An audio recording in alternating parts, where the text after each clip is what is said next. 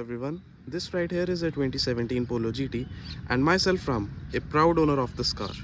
Now to begin with, it already has a lot of tweaks and upgrades under its belt. Now as this is an introduction video, I'll give you all a walk around of the car and explain the changes done to it.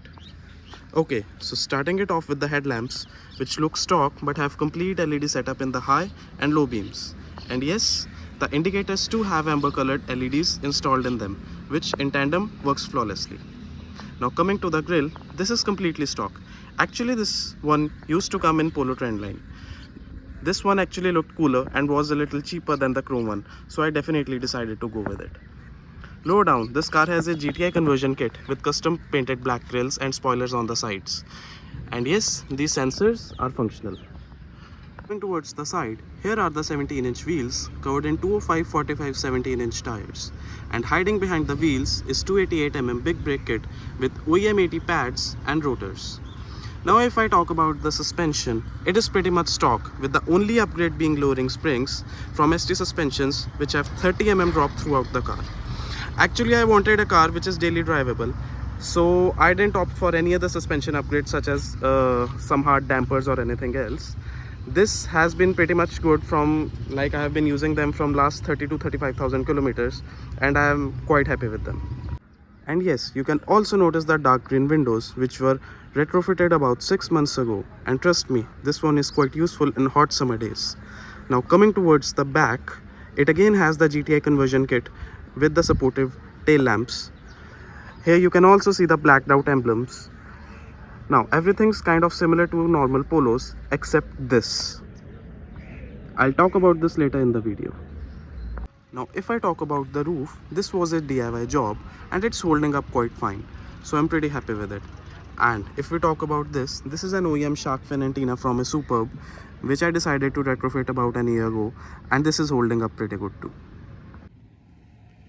Now, as I have covered up majority of the exterior, which I decided to keep as stock as I can, let's go towards the interior, where some keen eyes will instantly start to notice the changes. Now, opening the door, I'm instantly greeted with electric seats, which are 100% functional. Functions such as 12-way adjustability with lumbar support for both driver and passenger. Now, driver seat has a few more functions, such as 3 memory settings and easy entry.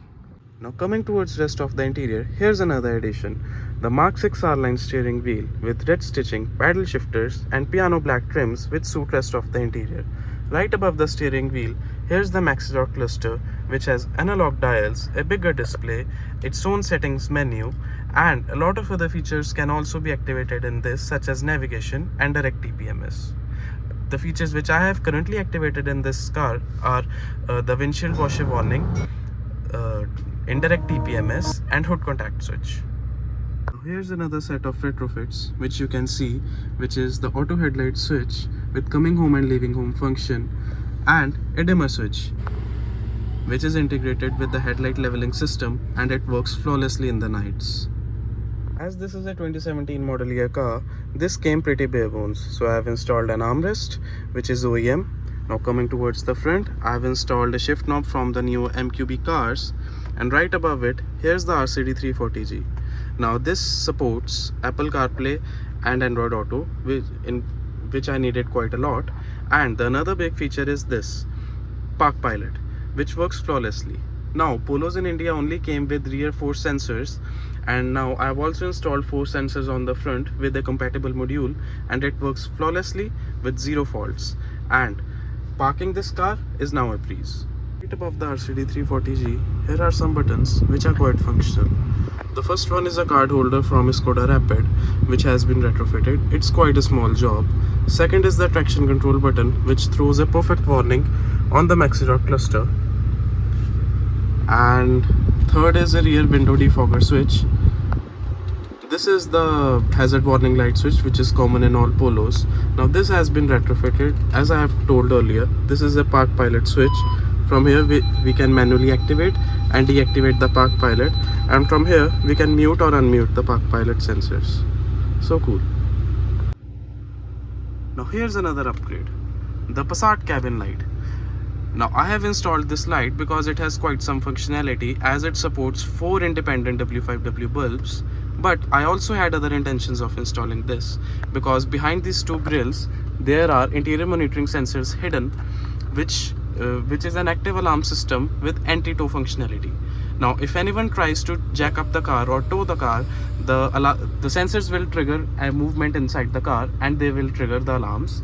Or if anyone is sitting inside the car and the car is locked, there is some movement, it will also trigger and the alarms will ring.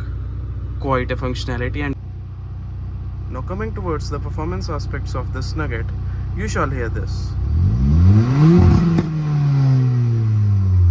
See, this car is running a Code 6 ECU and TCU remap with crackle overrun and launch control. Now what's exactly under the hood? It's a 1.2 TSI engine with a DQ200 7-speed dry clutch gearbox.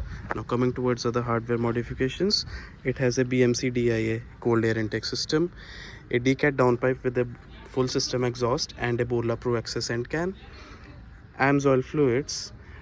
And coming back to the remap thing, it has a Code 6 ECU and TCU tune, which is quite good. I've running it from the past 45,000 kilometers and I have had zero issues at all.